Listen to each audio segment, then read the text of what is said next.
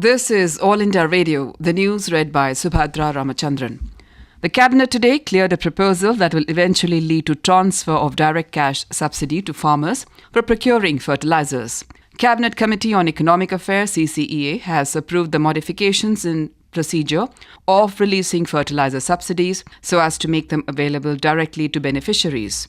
An official statement said that the government will introduce a mobile fertilizer monitoring system. The cabinet meeting chaired by Dr. Manmohan Singh in New Delhi also gave its nod to the introduction of amendments to the Indecent Representation of Women Prohibition Act 1986 in Parliament. To provide quality education in rural areas, the CCEA gave its approval for setting up of 6,000 model schools at block level as benchmark of excellence. 3,500 of these schools are to be set up under state UT governments in educationally backward blocks. Promising more reform initiatives in the next 2 years, Finance Minister P. Chidambaram has said that there is no serious threat of downgrade of the country's credit rating by Standard & Poor, that's S&P. The minister for addressing a press conference on the sidelines of the IMF World Bank annual meetings in Tokyo. He said that there would be a lot of action on the reforms front in the next 24 months, the timeline provided by S&P. The government today announced for making legal provisions to provide agricultural land to landless people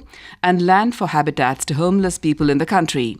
Addressing a large group of rural people, mostly landless, tribal and farmers at Agra, the Union Minister for Rural Development, Mr. Jairam Ramesh, said the government has given this assurance to the Ekta Parishad. The minister said that the government would announce a draft for national land reform policy within 6 months with the consultation of Parishad and other organizations. The Income Tax Department today carried out searches on the premises of GMR Group in the National Capital and few other locations in the country suspecting tax evasion. A team of 100 IT sleuths were involved in the search and seizure operations in Delhi, Mumbai, Bangalore and Hyderabad since early morning. The GMR Group has built and are operating airports at Delhi and Hyderabad. Chinese author Mo Yan has been awarded this year's Nobel Prize for Literature. The Swedish Academy praised his work with hallucinatory realism. It merges folk tales, history and the contemporary world. The 57-year-old is the 109th recipient of the prestigious prize. The Delhi police today claimed to have averted a major terror incident during the festive season in the national capital with the arrest of 3 suspected Indian Mujahideen terrorists in Pul Prahaladpur area of the city. The police commissioner said that interrogation of 2611 terror attacks key plotter Abu Jundal led to the arrest of the trio. He said that all apprehended persons belong to Maharashtra.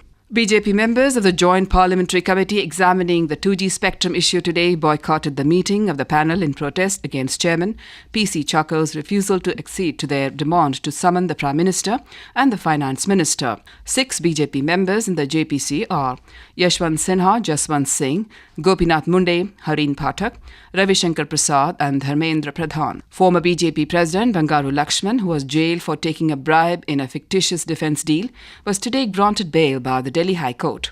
Justice A.K. Pathak said, Mr. Bangaru is released on bail on furnishing of a personal and surety bond of 50,000 rupees each.